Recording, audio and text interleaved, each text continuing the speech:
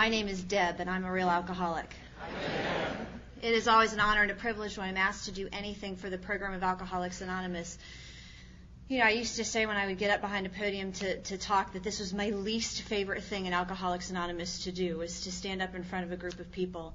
And, and I like to report to you that that's no longer necessarily the case. You know, I have, there's that thank the speaker line afterwards. And I've had people come up to me in that thank the speaker line and tell me that something that God relayed to them through me has changed their recovery or has changed the way they're going to live their life. And I thought, oh my gosh, what a huge honor to be the one that God uses. So I'm a little teary. I've been a little teary for a while now. And so I don't know what you're going to get today. Luckily, the whole drinking part of my story, that's not changed. You know, that kind of stabilized about 20 years ago. And how Alcoholics Anonymous came into my life, that's a pretty stable part. So I think that, we can move through that at a pretty reasonable clip. But what you're going to get in the recovery part, I don't know what that's going to be. I really don't. So here we go. My sobriety date is March 15th, 1987. That means that in, a couple of months, 6 weeks maybe, I'll be celebrating 20 years of sobriety in Alcoholics Anonymous, and I'm 35 years old. And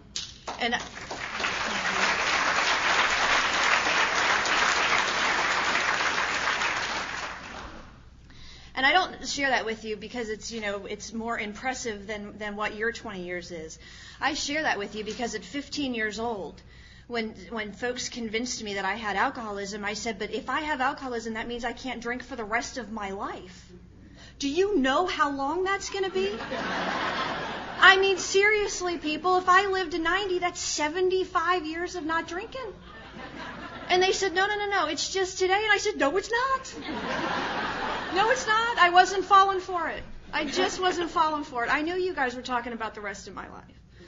And I thought that was a tall order, Oh my gosh, I can't go through with it. And so what I said was, I think I'll do this thing for about 20 years. Because I figured if I gave it about 20 years, I could finish high school, get through college, establish myself somewhat in a reasonable lifestyle. By then, I'm certain alcohol will have lifted, or alcoholism would have lifted. And maybe I could, then join normal society again. So I was going to give this thing about 20 years. Well, I'm here to say that it's been 20 years and you're not getting rid of me. You're absolutely not getting rid of me. See, in the beginning, I thought that this was about not drinking. And I realized that I had to stop drinking in order to get everything else you guys had to give me. Everything else. And I also realized that the longer I'm sober and the further away I get from that drink, the harder I have to work at Alcoholics Anonymous. The more people I need to sponsor every single day. I have to have new people in my life.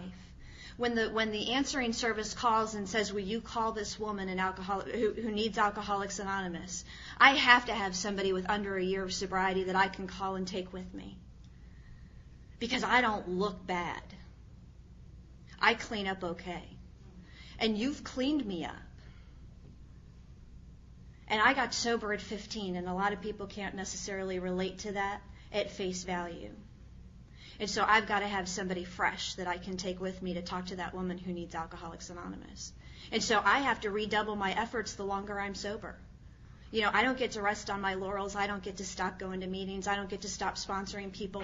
I don't get to go to only daytime meetings because newcomers go to night meetings. There are some things in this program I don't get to do, and resting, I can't do that. And I can't do that not necessarily because today I'm scared that I'm going to pick up a drink. I've got to do that today because I've got a lifestyle that I love. And it is contingent on the maintenance of my spiritual condition. And God talks to me through you guys. If I didn't come to meetings of Alcoholics Anonymous, how would I hear God? Where would I go? I go to church. And you know what? That helps a lot. It helps a lot. I reached a point in my recovery where I said, you know what? If I fail to enlarge upon my spiritual condition, this thing will not be guaranteed to me. And so 18 years sober, I decided to get over my problem with organized religion. Sometimes quickly, sometimes slowly. And I decided to seek some instruction in an organized religion. And it has been wonderful. It really has. It's knocked me up onto the next level. You know, it's raised my standards. It's raised my bar. And my sponsor, early in recovery, when my sponsor would look at you and she would say, you knew that you were going to go over there and your bar was going to get raised. Because that's what she did. She was going to explain to you how certain behaviors that you are participating in were not going to be very helpful to you or to the group. And she was going to raise your standards of behavior. Oh, what a life, what a life. I am a blue-collar kid from the Midwest. I was born and raised in Northeast Ohio, where it's really cold, the sun doesn't shine. There's some form of precipitation about 3/4 of the days out of every year. And I grew up in a small town in Northeast Ohio. It's a little town, and the name of that town was Rittman. And Rittman was not very far from Akron at all. And everybody there, they were in a union. They worked in a factory, or they ran one of the farms on the outskirts of town. Everybody knew everybody else, at least by name and reputation. And everybody took great liberties at passing judgment on all those that they knew by name or reputation. And you really couldn't get away with much. You really couldn't get away with much. And my father is one of 9 kids, and 8 of the 9 lived in this little town, along with my grandma. And so you just really couldn't go far at all without bumping into a relative, you know, because all of them had kids, and you know we were everywhere. We were everywhere. And most of them had the disease of alcoholism, and so we were crazy and everywhere. You know, we really were. My whole family, just absolutely insane. And my father brought the disease of alcoholism into our home. I don't know if he was alcoholic when he and my mom got married or not. I know that her picker's been broken a long time, so possibly she could have picked alcoholism and decided to hook up with that. I don't know. But I know that my father is alcoholic. My father has cirrhosis of the liver right now. He goes through really, really bad times with it. He's got distended abdomen and rectal bleeding and, you know, all of that great stuff that goes with having cirrhosis of the liver.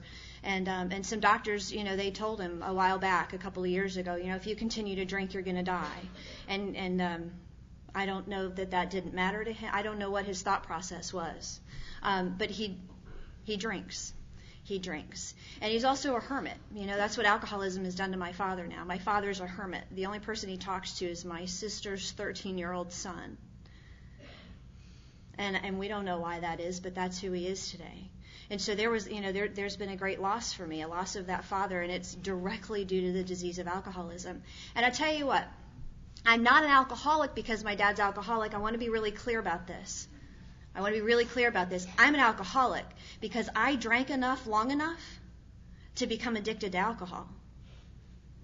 My father's drinking. I started drinking because I was curious. I wanted to know what that stuff was in those dark little bottles that was so darned important in my house. That's why I started drinking. I wasn't even looking for a solution. I didn't know I needed a solution. But the day that I started drinking, I found one. I was like, oh, yes. Yes, because here's the deal. I was terrified. I was a terrified child. I really was. And I was outgoing. And when you're terrified and outgoing, well, guess what you are? We call them bullies. And I was one of those bullies because I was terrified of everything. The sound of tires rolling down a gravel driveway would stand me dead in my tracks.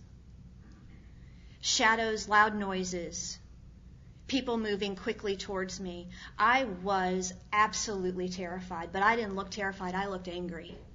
I looked really angry, and I took it out on everybody I could find. I was the kid who chased other kids home from school. If there was a dance routine getting made up on the playground, I was choreographing, and I can't dance. If those of you who were here last night, you can attest to that. I can't dance, but I was the one making up the steps on the playground, and you were going to follow my lead. And that's just the way I was. And you know, when I was 9 years old, I spent the night with one of my girlfriends, and her parents had a bar in the basement, and her parents liked to drink a lot too. And I said, you know what, let's try this alcohol stuff, because my parents used to fight about alcohol. They would fight about alcohol. My dad loved and drank a lot of it. My mom hated it and griped a lot about it. And the two of them were always fighting. My dad was, I remember him trying to join animal clubs. The moose, the elks, all those clubs. And I remember when those letters of acceptance would come in the mail, my mom would get the mail before my dad got home, and whoo, it was on. It was on. And she would say things to him like, I don't like you drinking that crap, but if you're going to drink it, you're going to drink it right here in this house. And my sister and I are like, man, let him go. Let him go. But she required him to do all of his drinking at home. And that was not great for us. It was absolutely not great for us. There are happy drunks, and there are peaceful drunks, and there are crazy drunks, and there are fun. We all take on different personalities, and that changes the longer we drink, I've come to understand. And my dad was at that point in his alcoholism where he was a violent drunk. And it just was not fun. It absolutely was not fun. And I wanted to know what that stuff was. And so I slept in her house, and we slept downstairs in that basement. And I'll tell you what, I wanted to know what that stuff was and why it was so important. And I found out that night. We picked our bottles, what we were going to swig off of, by the way the bottle looked. Because we didn't know what was what. We had absolutely no idea. At 9, how could I? And so we started picking bottles off the shelf based on how they looked. And I think one of the first ones I picked was Christian Brothers, because they had people in little outfits that looked kind of Amish or something on the front of the bottle. And, and the Amish were right there, in the area of the estate where I lived. And so I decided Christian Brothers was oh my gosh, that's nasty stuff. It's really, really hard. And so we took a sip off that, and then we would go and we would take the next bottle and the next bottle. And I tell you what, I don't know how many bottles it was, but I don't think it was very many. And I call it my warm, safe, fuzzy feeling. Because that alcohol, I was able to choke down enough of it and get it into my system. And all of a sudden, I was okay. I wasn't even angry anymore. I really wasn't. I didn't want to hit anybody. I didn't want to scream. I was okay. My fists that had been balled up like this my entire life, they relaxed.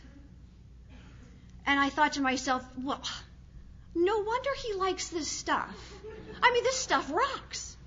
And I could not understand why my mom had such a problem with it. And then I realized she didn't drink it. If she drank it, surely she would understand.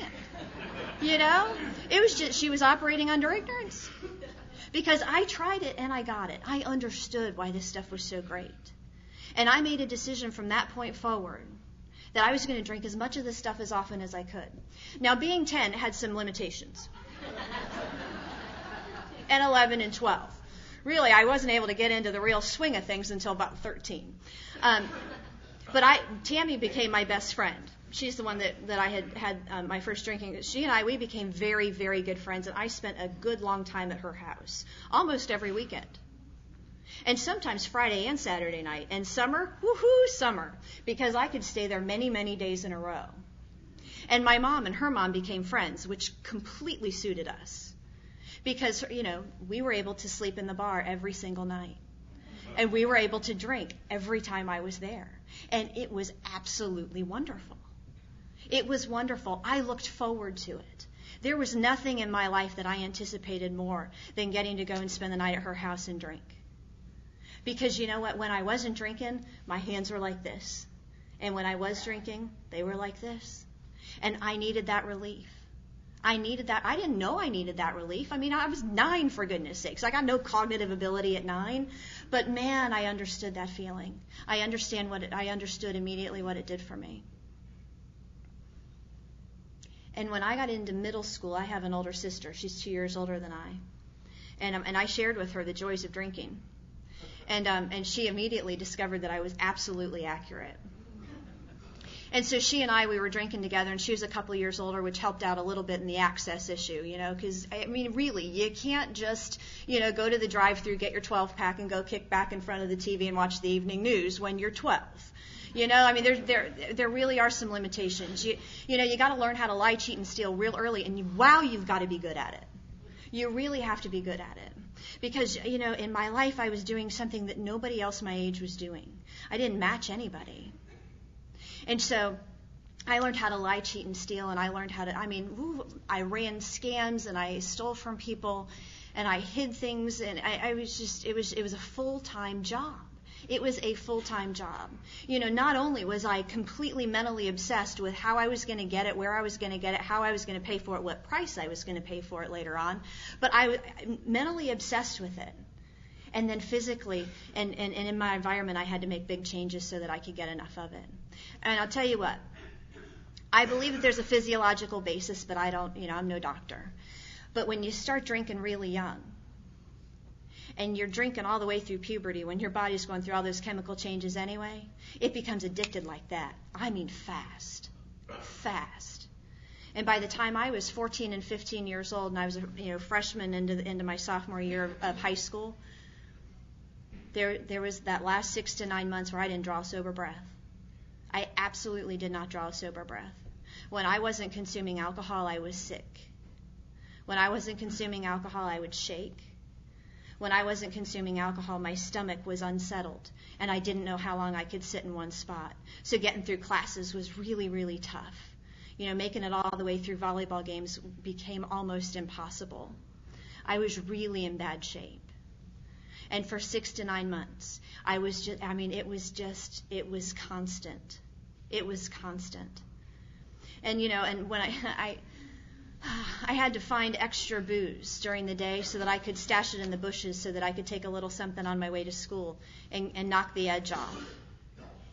And I tell you, my parents got divorced, and that was very helpful to my drinking.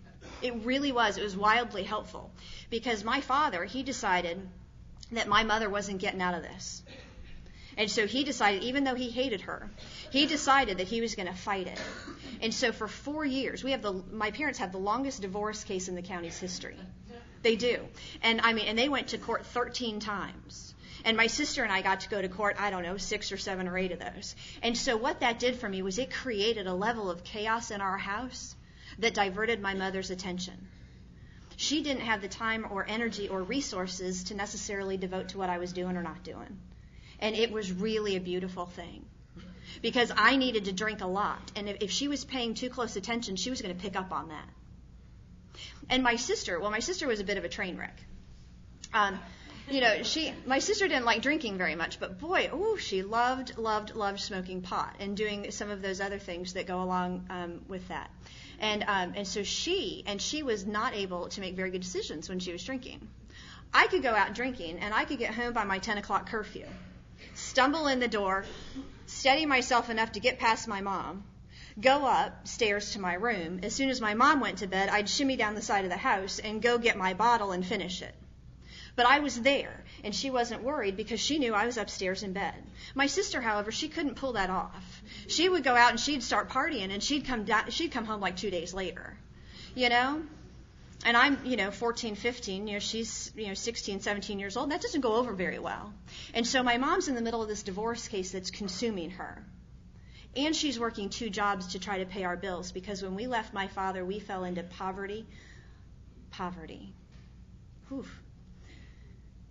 And then my sister was doing this running away thing, although it was kind of unintentional running away. She would just forget how to get home, And so so she was in and out of juvie jail all the time, because when they pick you up after unintentionally running away and you've been doing drugs and stuff, they put you in juvie jail. And so she's in and out of juvie jail, and the divorce is going on, and my mom's working 2 jobs, and I'm still getting straight A's. And I'm still playing volleyball. And I'm still playing basketball. And I'm president of my class. And I'm president of pep club. And I'm not peppy. But, when you're drinking like I'm drinking, you got to be president of pep club too. And everything that there is to be involved in, I've got to roll. And I'm keeping all that stuff going while my sister's in and out of juvie jail and my mom's in and out of court and she's working 2 jobs and I am focused. I am drinking round the clock. And I am checking my boxes. I'm checking every box. And I don't have any idea how when I went to treatment after not drawing a sober breath and I can't remember, I say 6 to 9 months because the whole thing is just really fuzzy. Most of you understand that. That last year of drinking, Vince said last night, we know one thing about you if you're new. Last year was not a good year. And that last year for me, I was just fuzzy. It was crazy. It was absolutely crazy. And here's the deal. I could not go buy my own booze. It was a small town. Everybody knows everybody else. I could not go buy my own booze. And so I had to cross the tracks and go over to this neighborhood that scared me and hang out with these people who were unsafe. And I had to spend a lot of time with them. And they had to get the booze for me, and I had to pay for it. And we were really poor, and I was too young to work. And what I paid for the booze on a daily basis was a far greater price than I'm willing to pay for anything in my life today. It's a far greater price. And for that last 6 to 9 months, my choice as to whether or not I was going to drink was removed. I had to have alcohol to put into my body. And so that price got paid daily. And you know what I would do is I would walk into that dark house on the wrong side of the tracks, and there was always a bottle waiting on me, which tells you the kind of people I was drinking with. Because it's a small town and everybody knows everybody else, and so they know what they're doing. They know who they're buying it for. I walk in and it was vodka most of the time, and I was glad it was vodka. And I would take that bottle of vodka and I would unscrew the cap and throw the cap away, and I would go to this corner in the back of the house, and I'd put my back on the wall, and I would slide down, and I would have my knees bent, and I would sit there and I would drink.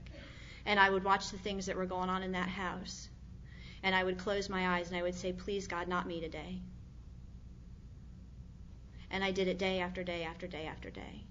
And sometimes it wasn't me, but sometimes it was. And what that did to me was every single time I came to in the morning, not only was I physically sick, but oh my gosh. What I did remember was horrible. And I didn't have anywhere to put that stuff. And not only did I not have anywhere to put it, I didn't know how to deal with it, I didn't know how to get through it or any of that stuff, but I knew I was going to have to go do it again. And that's the cycle I had gotten into.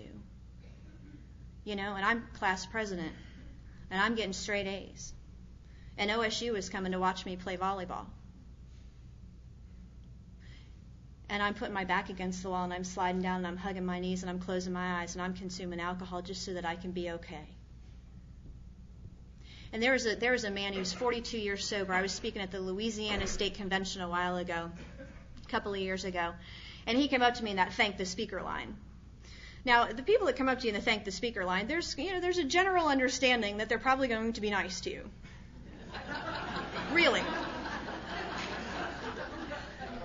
Not always, but we bank on the fact that you guys are going to be nice to us when you come up to thank us for coming and sharing, or whatever it is you're going to share. I'm functioning under that general understanding that people are going to be nice to me, and so this guy comes up, and he's old, and he's got white hair, and he's got 42 years of sobriety, very similar to my friend up front here.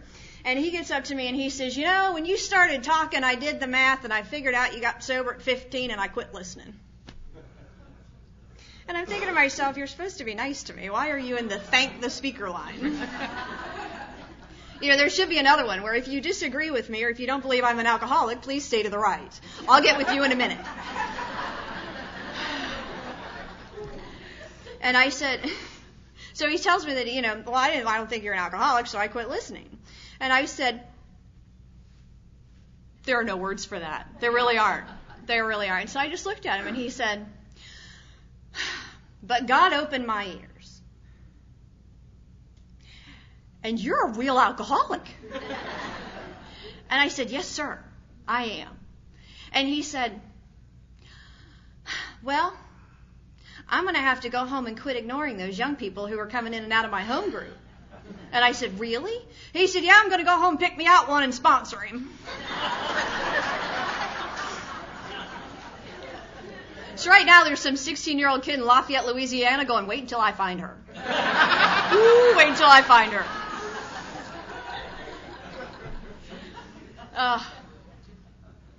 Yeah, it's not going to be... I got to speak in Lafayette in September. So we'll see. I'll recognize him. And he'll be with the guy with the young kid in tow going, what's going on with my life? Why can't I shake the 70-year-old?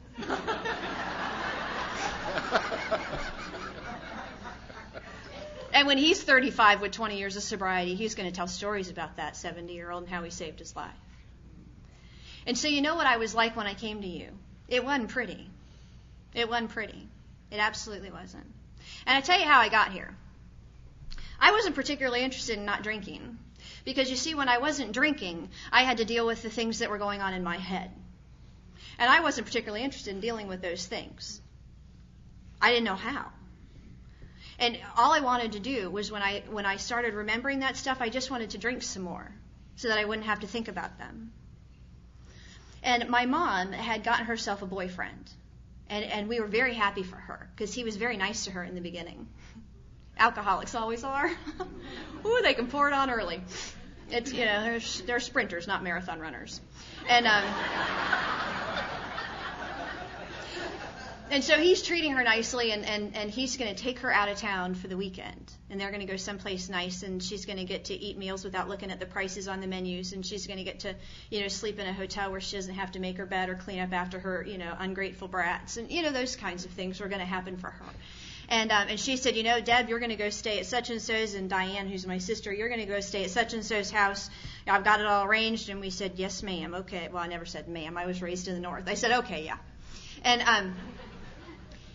And so my mom goes out of town, and my sister and I were thinking, well, I'm not staying there, and I'm not staying there because, wow, these people are really square, And we can't stay there. I got to drink, and, my sister's got to go do her thing, and so we know that we can't follow the path that's laid out for us. And so we had to run a couple of scams on some adults, and that wasn't new. And we stayed home. And here's my thought process. Now, okay, the mind of an alcoholic, we come up with some stuff. We really do. And when we're trying to come up with a scheme that's going to work, it's even scarier, And then, gosh, you take away our booze and you call us a newcomer, and wow, the stuff that goes on in there. But I'll get to that in a minute. So my sister and I were going to stay at home, and my thinking is this. If I have those people who buy me my booze every day, if we invite them to come to our house, rather than going to their house, surely we'll be much safer here. I thought that was a good idea. And it was a wild miscalculation. But we did it. And so we invited these people that we used to party with every single day of our lives. We invited them to come to our house because our mom was out of town. And I figured at least when it was all over, I wouldn't have to walk home. Because walking home after that kind of stuff was really tough. So I figured at least I won't have to walk home if it goes badly. And so they come over and they bring the stuff that we need, and they bring my bottle, and for some reason it's Jack Daniels and not vodka. And they thought that it was great that I was so young and that I could drink the way I could drink. They just thought that was wild because I could outdrink most of them. And tolerance builds really fast too. When you start real young, it just goes. And so I had a fifth of Jack Daniels, and boy, I hate Jack Daniels, and that's some bad stuff. But that's what they brought me, and beggars aren't choosers. And so I took that bottle of Jack Daniels, and somebody says, I bet you can't drink that whole thing. Well, I've got as much, pride as anybody, full grown or not. And so I take that bottle and I drink the entire thing in about 2 hours. They got there around 7, and by 9 o'clock I was in a drunken stupor. Have you all ever been in that place where you can't physically move your body, nor can you necessarily move your eyes very fast, but you're aware of what's going on around you, but you can't do anything about it? That was my state for hours that night. My mom came in at 1:16 a.m., and I know it's 1:16 a.m. because there's a red digital clock sitting right there. And it said 1:16 a.m. when my mom walked in that back door. She and her boyfriend had gotten into a fight. And she came home early. And she found me curled up in a fetal position in the corner of the sofa, sitting in all of my bodily fluids at this point. I had been unable to move for a number of hours. And I had straws dried to my lip. Because when I was unable to move, those people that I spent most of my time with, they'd put straws together and put one end in a beer can on the floor and one end in my mouth so that I could sit there and have a little something to drink. They didn't understand why I wasn't playing like I normally did. And they almost killed me that night. And I came to the next day, and my sister had run away again. This one was intentional. She was trying to run away to avoid consequences of the little party that we got caught in the middle of. Because when my mom walked in, there were people passed out all over the house, and there's stuff going on, and there's beer, party, just one of those. And that's what she walked into the middle of. And I tell you what, I was able to convince my mom that I was not drinking and that this was not my fault at all. I poured it on. And it was something like, well, that place that you made me go stay, their parents got in a fight, and it reminded me of how you and Pop used to fight before we left, and it was overwhelming to me. And so I called Diane, and she came home. We figured we'd be okay staying here by ourselves, but then these people called, and, I told her not to answer the phone, but she answered the phone, and then they came over, and they brought the stuff with them, and, it was just a layer of crap. And my mom had been living with alcoholism so long that she wanted a story to believe. Oh my gosh, she wanted a story to believe. She didn't have anywhere in her head to put the fact that this is what her kid was doing. She didn't have facts like that. Where do you put those as a parent? She didn't have any free space left. She was tapped out. And so I made up this story and I fed it to her and she bought it. But she did ground me for 2 weeks, which was completely unacceptable. Because in grounding me for 2 weeks, and she grounded me for 2 weeks because I didn't get a hold of her to let her know that things had fallen through. Okay?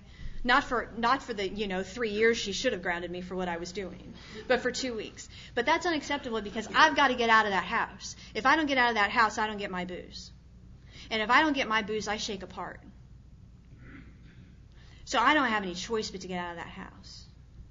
And so I got out of that house. I picked a fight with that woman. I said things to her that nobody should ever, ever, ever, ever in a million years say to a parent, no matter what they've done to you. And I reduced her to this fast. And she was used to that. She was used to alcoholics just absolutely squashing her. And I was just another one on her list. And I was never going to do that to her because I'd watched my dad do it. I was never going to treat her like that. And I did. And I walked out of that house and I got something to drink and I went to school the next day and my mom had called the cops. Maybe she wasn't squished all the way. Because she picked up the phone and she called the cops and the cops called the school and everything that I was doing was coming to light. Everything I was doing was coming to light. And I knew the way out of that. I said, well, you all know that my dad's alcoholic. And it's been very, very difficult. And because of his alcoholism, well, I've been drinking a little bit the last couple of months. And maybe I should go be evaluated. My deal was, I got to get out of town. I mean, these people that had brought us that stuff, the gig was up. The police had their names too. I had to get out of town. Everybody I knew was mad at me. Everybody I knew was mad at me. I didn't have a safe place to go. I couldn't meet a smile on the street anywhere I went. And I had to get out of town. And so I thought being sent away for an evaluation for alcoholism was probably a good idea because I knew that would take at least 10 days. I don't know how I knew that, but I knew that. And so they called and they made arrangements for me to go to treatment in Glen Bay Hospital in downtown Cleveland. And I couldn't go in right then, you see. I had affairs to get in order. And so I requested, I'm not sure what affairs a 15-year-old has to get in order, but I had some. And it was a list. And so I convinced them to please wait until at least after the Thanksgiving holiday. I mean, don't take that away from my mom, too. Look at all that she's lost. Whew. And so it was the Saturday after Thanksgiving, and I was due to check into Glen Bay Hospital, and I'll tell you what was going on in my head. I finally realized, see, I'm making the deal just to get out of town and to go to someplace safe.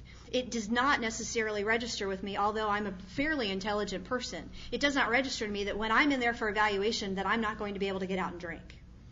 For some reason, that piece of the equation just had not occurred to me yet. And on Thanksgiving Day, I'm sitting there and I thought, oh my gosh, when I go into that place, they're not going to let me drink anymore. And that just wasn't an option for me. It wasn't an option for me because physically I couldn't handle it and mentally I couldn't handle it. Mentally I was destroyed when I was sober. And so I decided I was going to commit suicide. But we didn't have a garage, and the car didn't run particularly well, so that wasn't overly reliable. We didn't own any firearms. Cutting myself, I could never, that's painful. Who in the world is going to do that? So I didn't do that. And I couldn't really come up with a reasonable alternative, and so I went and I visited with those people on the other side of the tracks, and I told them what was going on. And they knew that they were reasonably certain that if I went to treatment and got honest, they were done. And so I explained to them that, I would just like to end my life. And I would just like to drink myself to death. And I told them, I said, I'm pretty sure that I'm pretty close to death every day anyway. Because I black out and pass out and it's ugly. I said, so if you guys could just keep me from passing out, give me some of those other pills or whatever that you guys are taking care of here. Give me some of those to keep me from passing out so I can drink a little bit more and just pass. Just go. And so they did. And they gave me a little handful of pills, and they were different colored, and I had a little prescription on how I was supposed to take them. Well, I drank a little too much, and I got a little fuzzy, and I couldn't remember which ones went first, second, or third. Which color went before which color, and so I just took them all at the same time. And I came to sometime the Friday after Thanksgiving. I was supposed to go to treatment the Saturday after Thanksgiving, so I crawled back to that house on the wrong side of the tracks and told them it didn't work, and could we please try it again? And so they gave me another little handful of stuff.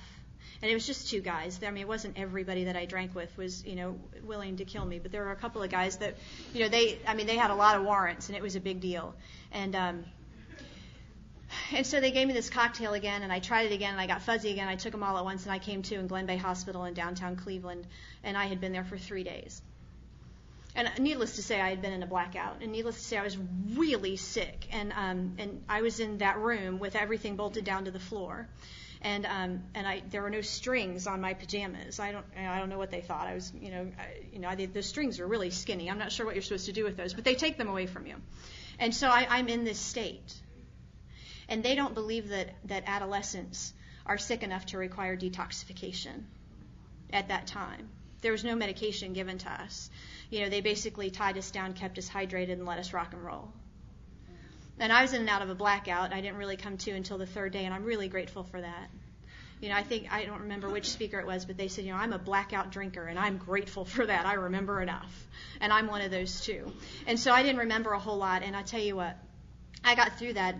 I had been honest on my evaluation paperwork because I was in a blackout. I had no intention of telling these people how much I really drank. I was just going to tell them that I drank enough to make some bad choices, and let's do some patient education and get me out of here. I had no intention of letting them know what I was really up to. But I was honest on that paperwork, and off I went to treatment. The full thing. My dad had good insurance. So 10 days of evaluation. Downstairs I went for 30 days, and I was there for 30 days. And I tell you what, on that 10th day, I went downstairs to the treatment phase, and my sister, they tricked her into coming in. They called a code, and the counselors are rolling up their sleeves and loosening their ties, and they're running up to the evaluation. And I'm in the hallway, and I'm like, what's going on? And they're like, your sister's here. Because while I was honest on my own paperwork, I was also wildly honest about what she was up to. And so they called home, and they said, you have another one. And so, wow, that wasn't really great news because they tricked her. They said, you want to go visit your sister? And she said, well, yeah. And so they, off they go to visit my sister. They get her up to the evaluation phase where I am no longer. And the door closes and locks behind her, and they give her pajamas and said, you're staying. And whoo, she was unhappy. She was unhappy. And I wasn't real sure she was unhappy with me. And then 10 days later, she came downstairs, and she was very unhappy with me. She encouraged me to not sleep. And the nurses thought it was great because we were sisters, so they could put us in adjoining rooms that shared a bathroom. And so she could get to me any time of the day or night. And she was so wildly angry. And I was so wildly responsible for that. And so anyway, I didn't sleep during treatment at all. And I paid very little attention because I wasn't real interested in getting sober. See, because I still had all this stuff going on in my head, and I wasn't going to talk to anybody about that. Are you kidding? Why would I talk to anybody about that? I'm just going to bide my time here. I'm going to get out and drink. I had absolutely zero interest in getting sober. So it was my last day of treatment, and I'm getting out, and it's January 6th of 1987, and my sister catches me, and this is the first civil conversation we've had, and it went like this: you don't relapse until I get out of here. You go find our people and you get our stuff, but you sit on it. If I hear you've been drinking while I've been in this place because of you, it's over. And I said, okay, all right. And so, for 10 days, I white-knuckled it. I went and I got our stuff, and I had, there's a floorboard in our house that you could lift, and you could stash all your stuff and then put the floorboard back down. My dad used to store his booze there when he lived there, and so we knew where it was. And so I had our stash in the floorboard, and my sister gets out of treatment 10 days later. I'm like, staying sober for 10 days when you have every intention of drinking, it's very difficult. It's just very difficult. So my sister gets out of treatment, and she's had a spiritual experience and wants to try meetings. And I'm thinking, you have got to be kidding me. I got this stuff. I got it. We're ready to roll. And she said, no, I really think that we ought to try this AA thing. There might be something to it. And I said, you're not even alcoholic. And she said, well, they told me to go to AA anyway. And so off we are, going to AA meetings. And here's how we went to meetings. We'd get there late. We'd walk in the front anyway, right in front of the speaker, didn't matter. We would go get a cup of coffee, even if the coffee was in the meeting room, so it was, fairly disruptive. We'd go get a cup of coffee. And then we'd sit in the back, and we wouldn't quietly lift up our chairs and pull them out so that we could quietly, slide into them without being a further disruption. We'd take the chairs and we'd scoot them across the floor, and everybody'd be looking at us, and the old-timers would be sneering, and we'd just staring them down and acting like, whew. And that's how we went to, and then we would leave early. We were not going to stay for the Lord's Prayer. And it's not because I had anything particularly against prayer. I wasn't either for or against it because I wasn't raised in church, so why did it matter to me? But I wasn't staying for the Lord's Prayer because I didn't know the words. And you weren't going to punk me out like that. And so I'd get out of there before you prayed. And we did that for 2 months. In late, lots of noise, coffee, disrespectful, sitting in the back, writing notes. There are men in AA who think that brand new adolescent girls are cute. Full-grown men who'll date you. Ooh, sickness. Lots of sickness. And so we would write notes and we would get dates, and, it was complete mayhem. And they had a meeting about us, and we didn't know it.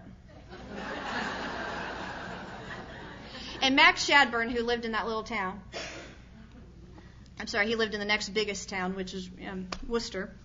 He came up to me after a meeting, and he said, "You know what? We are sick and tired of you. Are you an alcoholic?" And I said, now people had been telling me I was alcoholic. Everybody was telling me I was alcoholic. There's lots of opportunities for people to look at you and say, "You're alcoholic." But nobody had said, "Do you think that you're an alcoholic?" And I had no answer for him. And he said, "Can you stop drinking once you start? Can you control your drinking?" And I said, "I don't know." And I really didn't. I'd get the bottle and throw the cap away, and it was mine. Who knew? And he said, "Well, here's $5. Go find out." He said, "But here's the deal. Go drink and try to stop. If you're successful, you're not an alcoholic, and I never want to see you again. If it doesn't work, come back. But get ready to do something different." And so I went and I found my sister in that room, and I'm like, "He's giving away money. Go get your $5. We are so out of here." And I tell you what, though, some of the things that you people had said, it had gotten through. Goodness knows how, but it had gotten through. And so I went out and we relapsed. My sister and I did. We relapsed together. I was going to have 3 shots and 2 beers because I thought that 3 shots and 2 beers would get me right where I needed to be, and then I was going to stop and stay right there. And I was going to have that warm, safe, fuzzy feeling that I had that first time that alcohol had given me relief. I was going to stop right there, and I was going to ride it out. And I had 3 shots and 2 beers, and it came on me, and it felt good, and I had that buzz going, and I was like, it's not bad. Feels pretty good. Nothing bad happening to me. I'm not doing anything bad to anybody else. Maybe I stopped a little short, though. I wonder what one more shot would do. Just one more. I'm not going to go into oblivion or go over the edge, or don't give me the bottle. Maybe just a little bit more. And I got that in my system, and it settled in, and I thought, not bad. I'm good with this. I'm feeling pretty good. I wonder what just a little more beer would do. I got this taste in my mouth. I got to have a little something to wash that down. And then one more shot and one more beer and one more shot and one more beer and one more shot and one more beer. And guess where I ended up? On the wrong side of the tracks. In that dark house where there's people who scared me. For good reason. And you know what? I hadn't been over to that side of town since I had stopped drinking. I hadn't been over to that side of town at all. If I wasn't consuming alcohol, I had no reason to go over there. But the moment that I consumed alcohol, I had a reason to go over there again. And I came to the next morning, and Max Shadburn was in my head saying, "If it doesn't work, get back here, but are you ready to do something different?" And I thought, I'm young. I'm healthy. I could live like this for a long time. I wasn't scared of dying. Dying would have been a relief. I was scared of living like that. And I walked back into Alcoholics Anonymous on March 15th, 1987, and I have not found it necessary to leave since. And my sister did not go back with me. Everybody asked me in that Thank the Speaker line, "So how's your sister?" My sister did not go back with me. And we look like two people who grew up in the exact same environment, doing the exact same things with the exact same opportunities and made different choices. Our lives look like that. And I'm not going to tell her story, but she didn't come back. I walked back into Alcoholics Anonymous, and I got there on time. I sat in the middle. I stayed for the Lord's Prayer, but I still have a lot of hair, and I had a lot of hair then, and I bent my head down so that the hair would kind of cover my face so that you didn't know that I wasn't saying the words. And I tried to get out of there as soon as I could, and Mac Shadburn stood at that door. You see, and to me, back then, he was like, 6'5" with shoulders out to here, and he was mean and snarly, and he stood in front of that door, and he said, "Did you get a sponsor?" And see, I was still really confused about this whole sponsorship thing, John was talking yesterday morning about the exchange of money. That's the only thing I knew about sponsorship, and I thought, well, if I got to pay for this thing, I'm in trouble because I'm really poor. And if they're going to pay me, well, that's not a bad deal. Maybe I ought to find one of those. But I was really confused about this whole deal. And anyway, by the time I had relapsed and come back, I had understood that sponsorship wasn't about that. I wasn't real sure what it was about, but it wasn't about that. But I knew people talked about their sponsors and held them up on pedestals and these kinds of things. And he said, "Did you get a sponsor yet?" And I said, "No." And he said, "You're get a sponsor before you leave this room." And I went to every woman who was in that room after that meeting, and I said, "Will you sponsor me?" And every woman in that room said, "No. No." It wasn't, "No, I can't. No, I have too many. No, I have a new baby, so I don't have time. No, none of the normal excuses that you're going to get out of ladies when you're looking for a sponsor who are, they're too busy, they're too overextended, whatever. None of those reasons were given to me. It was just the flat no. And so I went to leave that meeting, and Max said, "Did you get a sponsor yet?" And I said, "No one will sponsor me." And he said, "That's a lie." And I said, "I'm not asking her."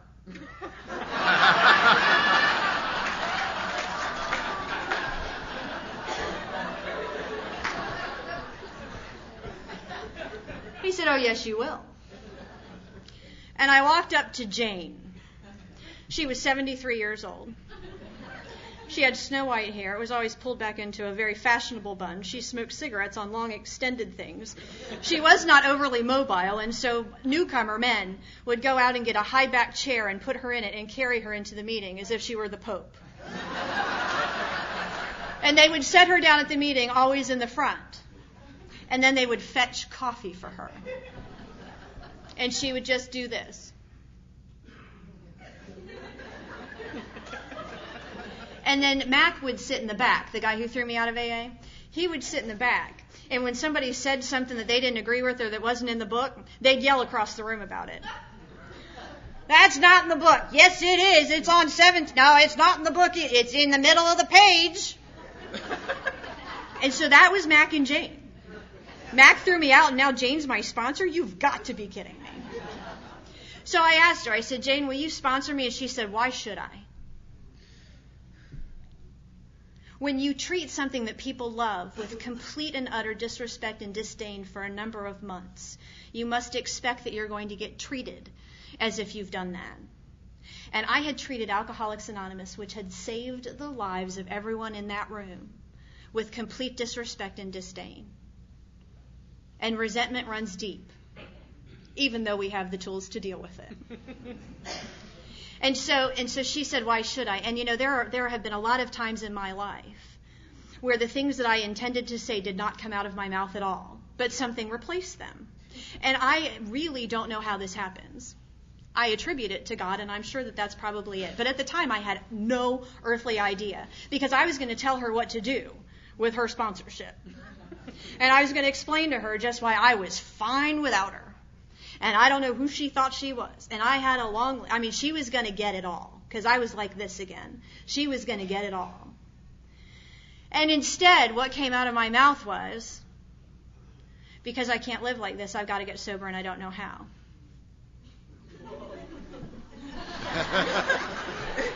Who said that? That was not what I had. I was ready for. Because when you walk around with your hands like this, you're ready. It doesn't take any time at all. And I was ready for it, and I said something like that. And she said, well, all right, well, here's what you're going to do. And she gave me my list. Do you guys get lists from your sponsors? You're going to call me every day. You're going to give me these every day. You're going to, you got to read, so many pages in the big book, and you got to see me every Thursday at 2. All that stuff. And so she gave me my list. And instead of telling her to shove her list, I took it and said, yes, ma'am. I already told you I was raised in the North, and we don't say ma'am. At least not those of us with poor manners. And I said, yes, ma'am. And I left that meeting, and I thought, oh, what have I gotten myself into now? What have I gotten myself into now? And I tell you what they did. While they were trying to figure out what to do with my sister and I, they had a meeting. And not only did they decide that Mac was going to throw us out, but they also decided what they were going to do if we should happen to come back, which they were all hoping we wouldn't. But they had decided that if we came back, Jane was going to sponsor us. And there was a list of old-timers who lived within 20 miles of our house, and they all had a Deb day. It was their day to be in my driveway at 7 p.m. and take this ungrateful brat to a meeting. And not only did they take me to the meeting, but then they had to take me to the donut shop. And they couldn't just take me to the donut shop and leave me to fend for myself, but they took me to the donut shop and they bought me a cup of coffee, which I didn't like at all. That stuff was really nasty. They'd buy me a cup of coffee and they would buy me a donut. And they never asked for any money because they knew how poor we were. And every night at 7 o'clock, there was an old-timer in some enormous boat of a car sitting in my driveway. And they were smoking cigarettes and drinking coffee, and there was always a couple of them. They were telling jokes and listening to country music, and they were just having a big time. And you know what I'm doing? I'm standing on my front porch like this. And I'm thinking, I shouldn't have to get in that car. I went to a meeting yesterday. I don't know how many meetings you have to go to. I'm not getting anything out of them anyway. I don't even understand what those people are talking about. But, oh, there they are again, just waiting for me to get in the car. Well, why should I just get in the car? Oh, my gosh, the newcomer brain. Woo, is it scary? I'm telling you, I'm so happy that conversations can happen in private. Because if this stuff got out, nobody would have anything to do with me. I particularly matched with my behavior of the day. And so I would stand there on that porch and I would stare at them and I would have this whole thing going on in my head. And at some point my head would say, oh, just get in the flipping car, they're not leaving. And they wouldn't. They would sit there and they would wait me out. One night I thought I was going to be really slick. I knew that we were going to go to an 8 o'clock meeting in this town called Barberton, which was right outside of Ack. I knew that that's where we were headed. It was 8 o'clock and we had to get on the road by 7:30 in order to get to that 8 o'clock meeting. And so I decided if I stood there long enough that I'd get the night off, that they would leave. And you know what? They sat there and at 7:35 I'm still standing on the porch. And they're still sitting out there with the motor running, laughing, talking, smoking cigarettes, and drinking coffee. And I walk up to the window, I'm like, well, fellas, it looks like it's a little late to get to that 8 o'clock meeting. And they said, get in the car, there's an 8:30 in Cleveland.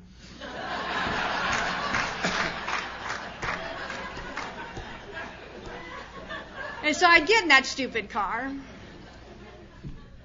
And they would take me to meetings, and then they would take me to the donut shop, and I wasn't allowed to talk at meetings. My sponsor was really clear with me. She said, until you've worked the 12 steps of Alcoholics Anonymous, you don't know anything about the solution. And I'm not going to have you spreading your disease in the meetings of Alcoholics Anonymous. That's where we get together to talk about the solution, which is the steps, and if you haven't done them, you don't have it. And so shut up.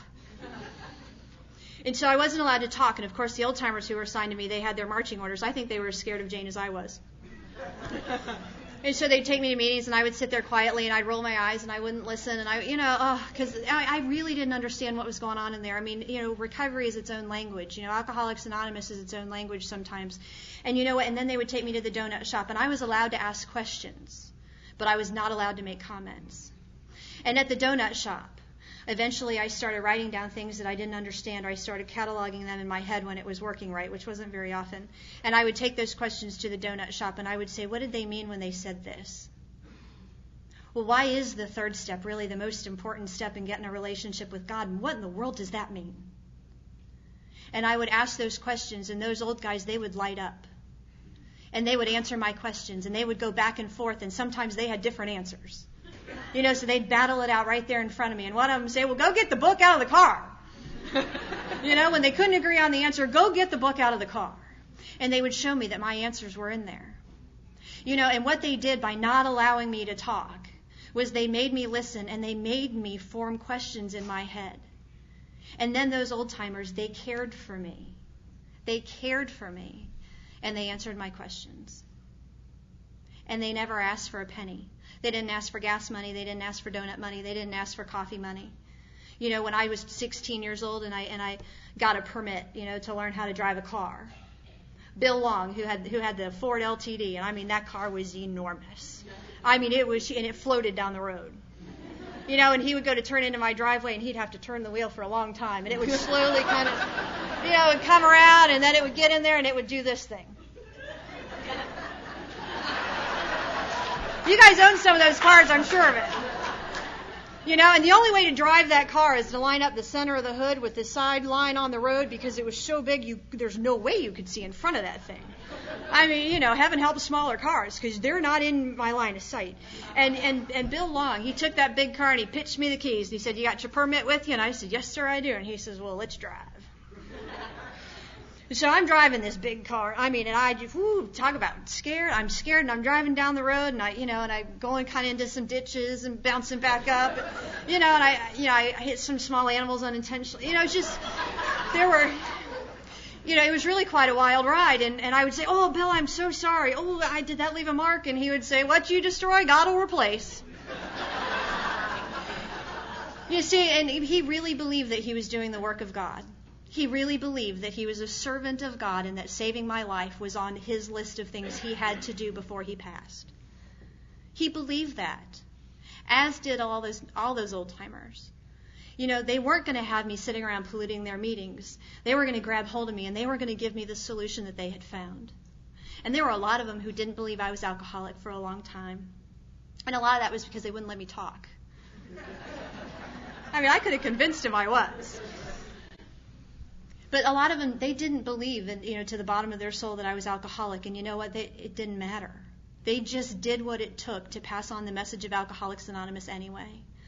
One of them told me years later, he said, "It wasn't up to me to decide if you were an alcoholic. It was up to me to give you the program of Alcoholics Anonymous because you had a desire to not drink." And that was the foundation. And those people, they showed me great care and great love. And they didn't know me, and I treated them badly. I was very surly. Isn't that a nice word? I was very surly for a long time. And I was surly for a long time because I had all that stuff going on in my head, and I had to live with it because I didn't take care of it yet. And I was sober for a couple of months, and I told Jane, I said, I got to get started on these steps. And she said, "Why do you think you have to get started on these steps?" And I said, "Because they said if you don't work steps, you're going to drink again." I was hearing what you guys were saying in meetings, and she said, "You're not ready for the steps." And I said, "What do you mean I'm not ready for the steps?" You see, and I also knew that until I worked the 12 steps, I couldn't talk. And so I really needed to work the steps. And she said, No. She said, "You go find out what the 4 absolutes are first. You go find out what the 4 absolutes are first." And that's not conference-approved literature, but the 4 absolutes were left over from the Oxford groups, and it's absolute love, honesty, purity, and unselfishness. And, in Akron, they were a little slow to depart from the Oxford group, so they still had those placards up on the wall. Hope is found here, first things first, and they were the 4 absolutes. And she said, "You go find out what those things are." And I said, "Yes, ma'am." And I got a dictionary, and I looked them all up, and I went back, and I said, "Okay, love is to care for." And I gave her the definition out of the dictionary, and she said, "That's not what I mean. Keep looking." And so I would go and I would ask these old-timers, I would like, "Tell me about the 4 absolutes." And when you open the door like that to old-timers who have a lot to say, your answer is probably in there somewhere. But you really got to hang with them at every turn in order to figure out what that answer is. My head wasn't working real well yet. Thinking in a straight line was not a strength when I got here. And so, and I was following them in circles and it wasn't working. And so I kept going. And then I would call them and I would ask to go to extra meetings because I needed to get to these discussion meetings and I needed to get there early so I could get to the chairperson because I wasn't allowed to talk in a meeting. So I had to get to the chairperson to say, "Will you bring up the 4 absolutes as a topic for me?" And so we did that a little bit. And wow, there was just a lot of information, because that's discussion meetings. Everybody gives you their take on something or their experience on something. And finally, after looking and going to extra meetings and all this stuff, Max Shadburn, who had not talked to me yet, he needed a little work on his resentments. But Mac, who had not talked to me yet, he grabbed me after a meeting. He said, "Little one, get over here. Are you still looking for the 4 absolutes?" And I said, "Yes, I am." And he said, "Well, what have you found out so far?" So I briefed him. "Well, such and such said so and so, and just and so I gave him the whole rundown, and he said, "Oh, these alcoholics can complicate anything. And I said, I know. And he said, the 4 absolutes are the goals of recovery, sweetness. He said, those are the things that you're going to put in place of your character defects. He said, and you're going to work real hard at that. He said, so you're going to work hard at being honest and loving and having pure motives. Well, how simple is that? And so I went back to Jane and I said, Jane, I got to figure it out. The 4 absolutes, those are the goals of recovery. When I give up my character defects in step 6 and 7, I'm going to pick those up and use them. She said, that damn Mac, I knew he'd tell you.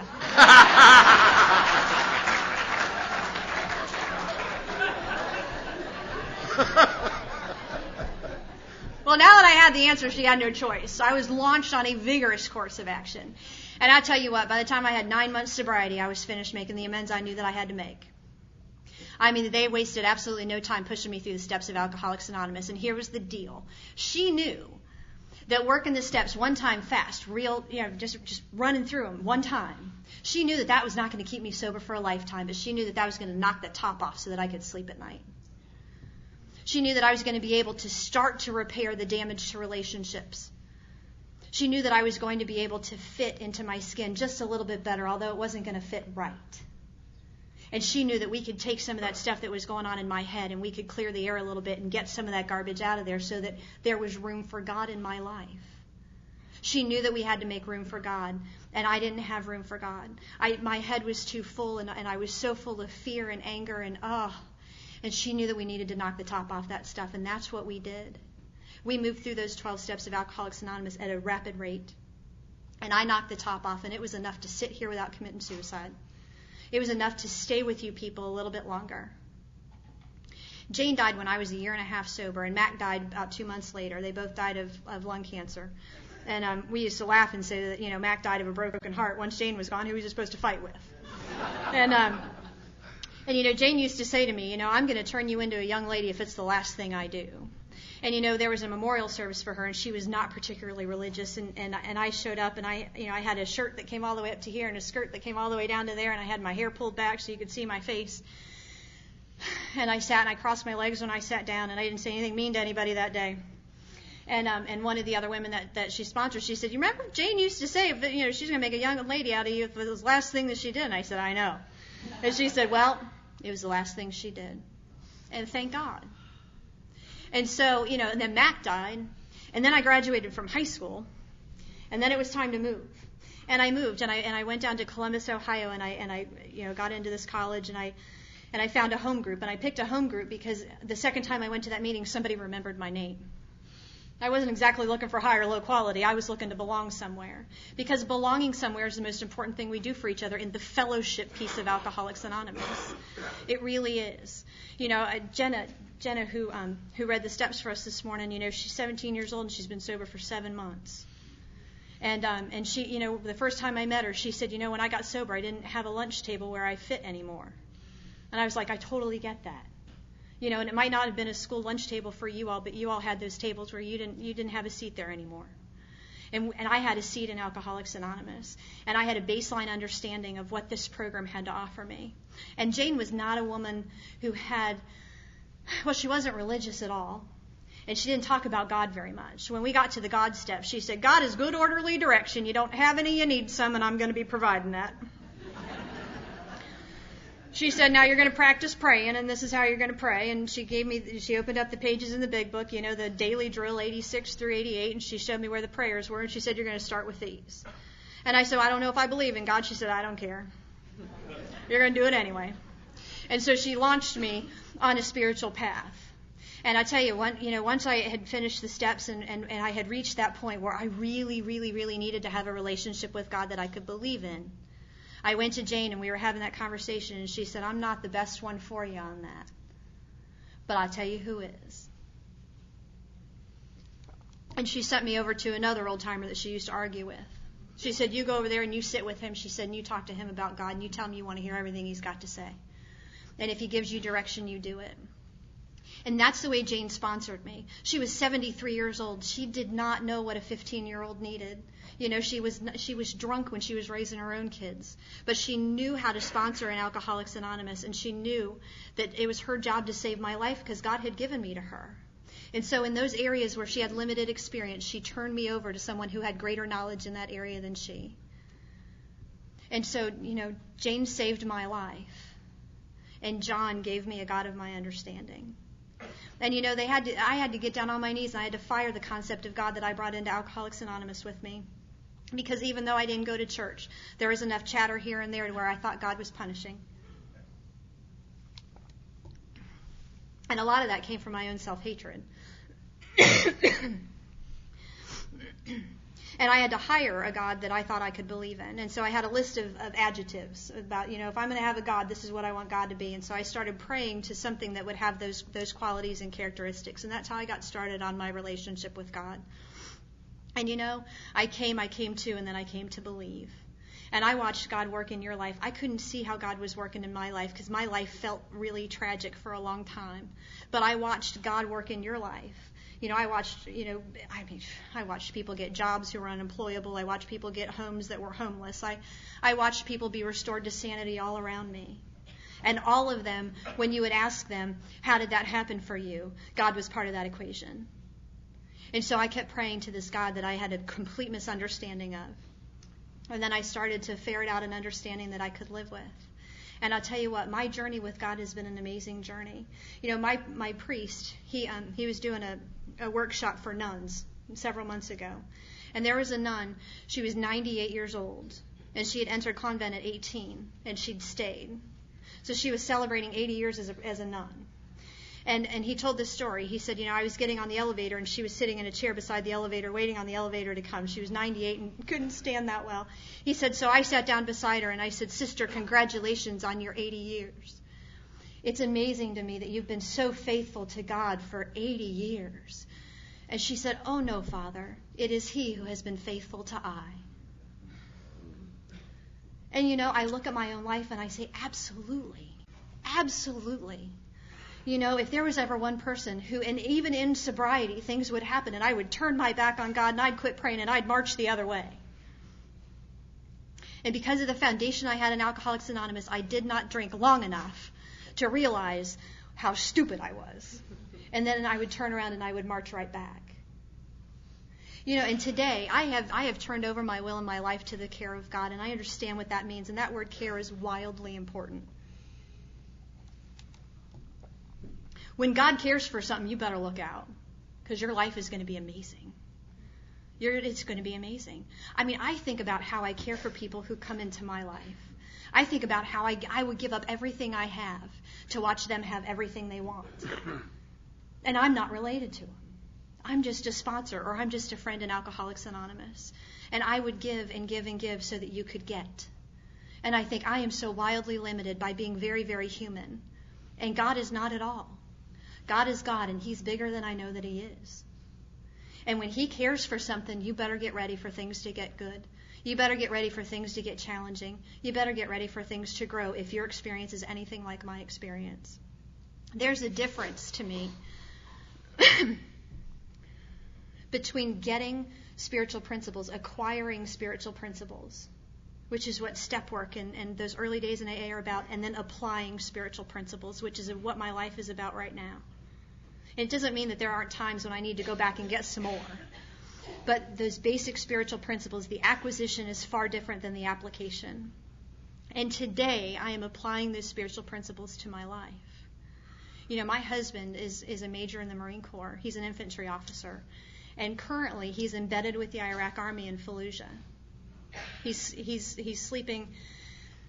There's a group of houses in downtown Fallujah that were bombed out, and they've got chicken wire running around them. And I was talking to him on the phone last weekend, and I heard gunshots, and he laid the phone down, and he came back 10 minutes later, and he said, I got to go. And I said, what happened? And he said, one of the Iraqi police officers that patrols our perimeter so that we can rest has been shot by a sniper, and we're going out on patrol to find him.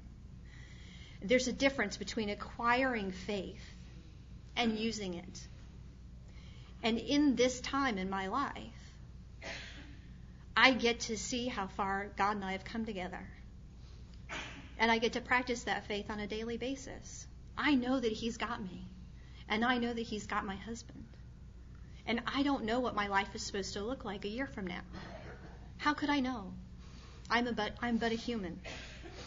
I don't know what his life is supposed to look like a year from now.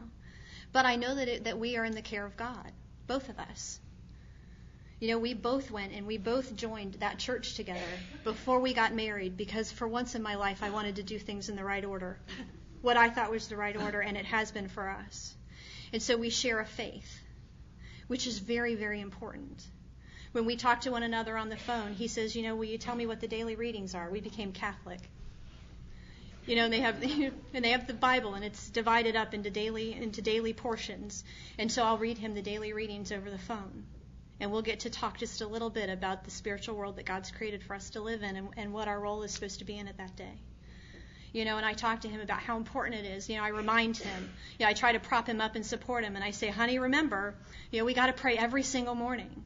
Because I, out in this world, in this safe, peaceful world where I live right now, I'm interacting with you. And I've got to be ready. If God wants to use me to save you, I must be fit for that duty. And I can't do that if I've not prayed. If I've not connected with the God of my understanding, I can't do that. And he's a leader of Marines. And he must connect with a power greater than him. He must pray to that God so that God can use him to lead. God must use me to lead. He uses each of us to lead, because here's the deal. I may not ever be uniquely qualified to do much, but I am uniquely qualified to save the life of another alcoholic, because I'm a member of Alcoholics Anonymous. I have worked the program of Alcoholics Anonymous. I have done those amends that allow me to walk up straight and to look you in the eye. I do daily prayer and meditation so that I'm on track with God, so that I can trust that the things in my life that day are the things that are intended to be there. I limit the screw-ups that I do through my own self-will by interacting with you. I walk tall today. Nobody's going to tell me that I'm not doing the things that I need to do. I'm a member in good standing. I'm uniquely qualified to save the lives of alcoholics. And at the end of my life, if God comes up and he says, well done, my good and faithful servant, then I will have done my job. Thank you.